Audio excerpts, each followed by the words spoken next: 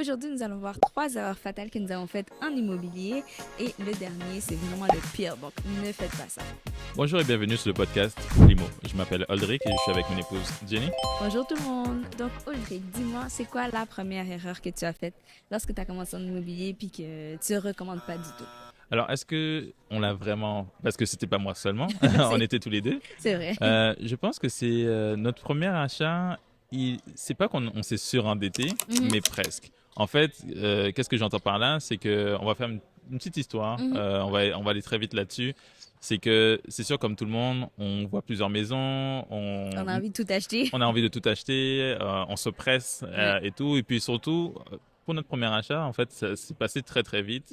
Et je pense qu'on était plus ou moins prêts. Exact. Ce Donc, qui on a vu l'opportunité, puis on s'est juste dit, on va prendre l'argent un Exactement. peu partout pour pouvoir financer cette maison-là. Exactement. Puis en fait, quand on achète une maison, mais surtout à Montréal, surtout au Québec, au Canada, on a cette obligation en fait de donner pas juste la mise de fonds, pas juste l'apport, mais un montant supplémentaire qui sont les frais De démarrage. de démarrage, qui représentent peut-être 1,5%, c'est ça, Jenny? Exact, de l'achat. De l'achat, exact. Et donc, c'était un autre, je sais pas, peut-être 10-15 000 dollars qu'il fallait rajouter à la transaction. Puis, je pense que ça, on a dû chercher encore ce montant en plus de la mise de fonds et en plus de toutes les obligations qu'on avait et tout. Donc, on était un peu au tout début Au coût. Au coût, C'est exact. vraiment, vraiment difficile là.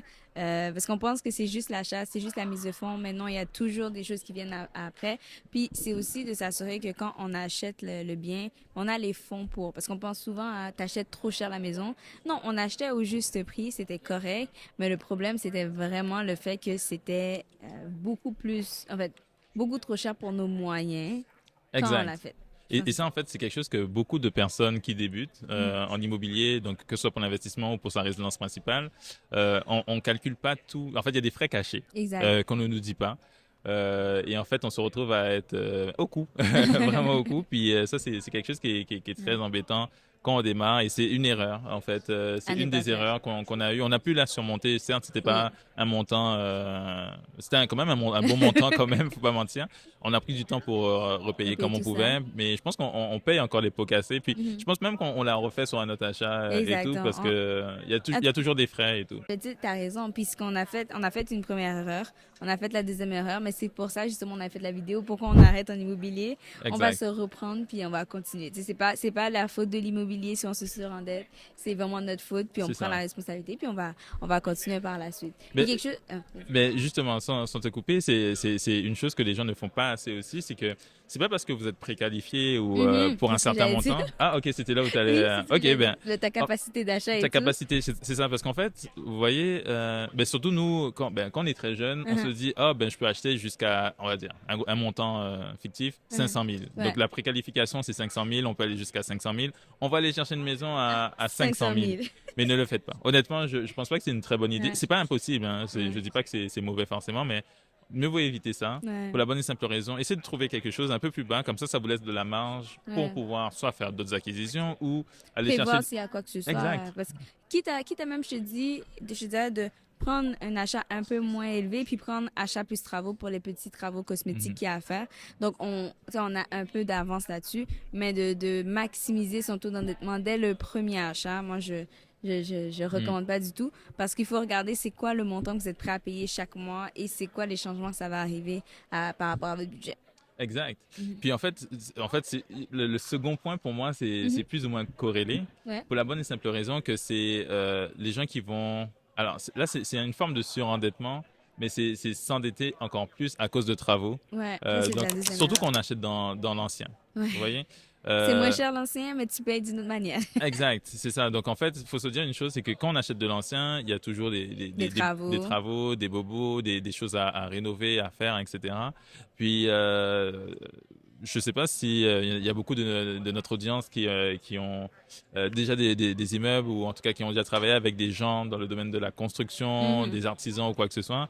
Mais il arrive souvent d'être bloqué avec Ben un oui. artisan qui soit qui vient pas, qui vient, qui Et ça coûte plus cher. c'est ça, c'était pas il y a prévu. c'est ça, il y a des délais et tout. Ouais. Puis en fait, quand on regarde, les coûts sont jamais, c'est jamais constant. C'est pas parce qu'on a budgété 10 000 dollars que ça va être 10 000 dollars. Ouais. Souvent, ça dépasse de Exact. 1000, 1500, 2000, 3000, 5000 dollars. Et donc, c'est ça. Donc là, on utilise quoi? La marge de crédit. Surtout si on avait une préqualification à 500 000, qu'on achète une maison à 500 000, vous voyez, c'est corrélé. Ouais. Puis là, on se retrouve à aller prendre notre marge de crédit, à aller payer justement les matériaux, les artisans, etc. Et tout. Puis, parce que je vais vous dire une chose, c'est que les artisans ont toujours trouvé quelque chose de en plus à plus. faire. Ils vont dire, vas-y. Non, mais c'est vraiment vrai ce que tu dis. Puis moi, je me rappelle, notre premier achat, qu'on a fait la rénovation, on a rénové complètement un appartement. Ouais. On a eu une discussion, OK? On est allé dans la salle de bain. La salle de bain était fonctionnelle, mais elle n'était pas moderne. Elle était fonctionnelle. Donc, ce qu'on a dit, c'est qu'on va enlever le bain, puis on va vouloir mettre une douche à l'italienne. Donc, tu te rappelles, Ouais, je me rappelle. on avait un débat. Moi, je disais, ah non, oui, non, oui, oui, non, oui, non. Et là, finalement, on a cassé le bain pour finalement... un bain qui était parfaitement en Non, bonne... ça fonctionnait. C'était très C'était fonctionnel, fonctionnel. c'était très correct. On a enlevé le bain, on s'est rendu compte qu'il y avait un gros tuyau qui passait derrière le bain. On a été obligé, on pouvait plus faire la douche, on a été obligé de remettre le bain. Et c'est pas le bain qu'on a enlevé, fait qu'on a dû acheter un nouveau bain puis réinstaller un nouveau bain. Mais attends, et avant ça, parce qu'on a retiré le bain, mais parce qu'en fait, je suis pas manuel. Je pense que jusqu'à maintenant, si vous nous suivez et tout, vous savez que j'ai deux mains gauches. Bon, en tout cas, on a fait appel à des jeunes qui ont cassé en fait le bain parce que il était en je sais plus quoi et tout, donc ils l'ont cassé. Puis, ouais, on a pas en acier, mais en tout cas, c'est les anciens très lourd. bains, très lourds, donc on pouvait pas juste le retirer, il fallait le démolir en fait. Puis pendant qu'ils étaient en train de le démolir, ils ont démoli aussi, ils ont cassé. Alors ils ont pas démoli, ils ont cassé une partie des toilettes. Oui, c'est vrai. On a dû changer donc on a dû changer la toilette en plus. Donc encore des frais. Mais bon, on s'est arrangé avec eux, on leur a dit, écoutez là. Mais en fait, certes, on n'a pas payé la toilette, mais on a payé du temps. Donc, du temps en plus. Donc c'est ça en fait. Donc ça a fait qu'on s'est mis à mettre du cash encore sur la table. C'est ça. C'est de pas faire des rénovations qui sont inutiles, qui sont juste pour la beauté de la chose, parce que surtout qu'on investit. Ça coûte de l'argent. On peut moderniser sans forcément tout détruire. Détruire, ça coûte pas cher. Reconstruire, c'est ce qui coûte cher. Puis des fois, c'est jamais le prix qu'on nous a dit dès le début. Il faut toujours un buffer, un petit montant en plus, parce que surtout qu'on fait des rénovations, pour la bonne et simple raison que c'est jamais le montant comme on a dit. Exact. Puis en plus, c'est toujours plus cher que ce qu'on avait budgété.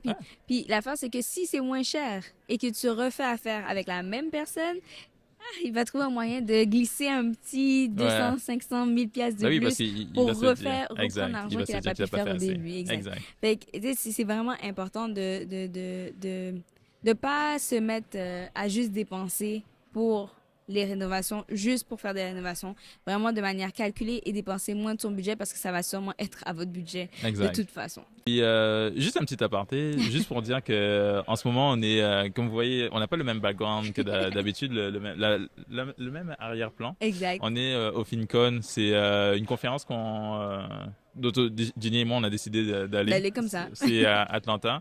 Puis on a trouvé ça vraiment intéressant. Ouais. On a appris énormément sur les finances, la gestion financière, les finances personnelles, l'immobilier, les marchés financiers et tout. La création de contenu. La création de contenu. Donc on était avec pas mal de créateurs de contenu, certes américains, c'était à Atlanta. On n'a pas vu assez de Français d'ailleurs. Mais on n'en a pas vu du tout d'ailleurs. Mais on a vu des Canadiens anglophones. C'était sur 4 jours en plus. Ouais, c'est ça, la conférence était sur 4 jours. C'était vraiment intéressant, c'était enrichissant. Puis c'est vraiment cool. Surtout qu'on veut bâtir une carrière dans ces domaines-là, donc de la finance et tout. Donc, le contenu, cool. On aime ça venir ici, puis on s'est rendu compte que c'est des choses qui nous rapprochent beaucoup. Puis on aime ça partager ça avec vous. Puis on voit l'engouement aussi des gens, ils s'abonnent. D'ailleurs, abonnez-vous. Yes. Et donc on voit que les gens, ils nous donnent des feedbacks, ils disent que c'est intéressant, ils ont regardé ça avec leurs partenaires. Donc merci énormément du support que vous nous donnez, parce que je pense on a fait une vidéo, une deuxième, une troisième, puis là, ce qui fait en sorte qu'on a continué, c'est vraiment vous en fait, la communauté et tout. Puis on aime ça délivrer de bonnes informations autant qu'on peut. Donc c'est vraiment cool. Puis aussi juste petit aparté, c'est qu'on a fait des vidéos avec des créateurs, des créateurs de contenu, des YouTubeurs américains Mhm. sur comment investir avec En couple? en couple. Ouais. Donc c'était très enrichissant de voir un point de vue différent. Mhm. Fait Donc qu'on- d'un Américain. Exact. Ils ont une mentalité qui est un peu différente, donc c'est cool. Mais on a pu, Ça se rejoint. ça se rejoint, puis on a Ouais. vu à quel point vraiment ce qu'on vous parle, c'est pas seulement nous qui expérimentons ça, Ouais. c'est que c'est vraiment la communication, c'est super important dans un C'est ce qu'on couple. a retenu. Tu Hein. dois vraiment discuter, tu dois parler d'argent. Il n'y a pas une seule personne qui va s'occuper des finances, c'est Ouais. vraiment les deux ensemble, quel que soit le niveau de involvement donc on est Mhm. dedans. Il faut avoir un plan. Donc nous, on s'est créé un petit roadmap que bientôt on va partager avec vous. En tout cas, il faut un plan, il faut préparer l'investissement, préparer l'achat. C'est pas juste se réveiller et dire, oh, moi, je vais acheter un quadruplex Ouais. demain. Non, c'est pas comme ça que Ouais. ça fonctionne. Exact, exact. Il faut vraiment préparer ça. Puis tous ceux qui nous écoutent puis qui le font avec nous et même nous, on est vraiment privilégiés de savoir l'importance d'un investissement immobilier, l'importance et de créer son wealth. Donc, Mhm. on souhaite vraiment le succès à tous ceux qui nous écoutent puis on espère vraiment Exact. vous aider à continuer. Exact. Et en fait, c'est le point Final, le plus final.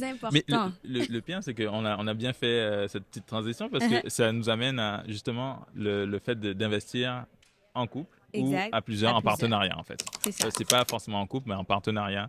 L'erreur. Ça peut être une erreur. Ça peut être aussi super intéressant, super important, mais si c'est mal fait, c'est Ouais. préjudiciable. Et le pire, c'est on le voit de plus en plus. Il y a tellement de gens qui poussent cet aspect D'investir à à plusieurs, en plusieurs en groupe. partenariat, Ouais. mais je pense il faut vraiment prendre ça avec des pincettes parce Ouais. que ça peut vous détruire parce que Ouais. vous faites affaire avec vous êtes partenaire avec une personne qui va faire faillite. Mm.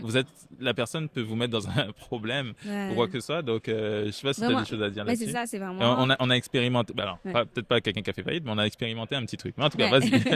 Mais c'est ça, c'est l'erreur fatale qui va vraiment faire en sorte que ça casse vraiment vos ailes en investissement immobilier, c'est d'investir avec les mauvaises personnes, Exact. comme on a dit. Il faut vraiment que vous ayez les mêmes objectifs. En Ouais. fait, c'est aussi important quand on investit avec un partenaire, c'est comme si c'était un mariage. Tu sais, Ouais. vous n'allez pas Ouais, marier ouais. n'importe qui, vous n'allez pas faire... Il y a toujours l'étape girlfriend, boyfriend.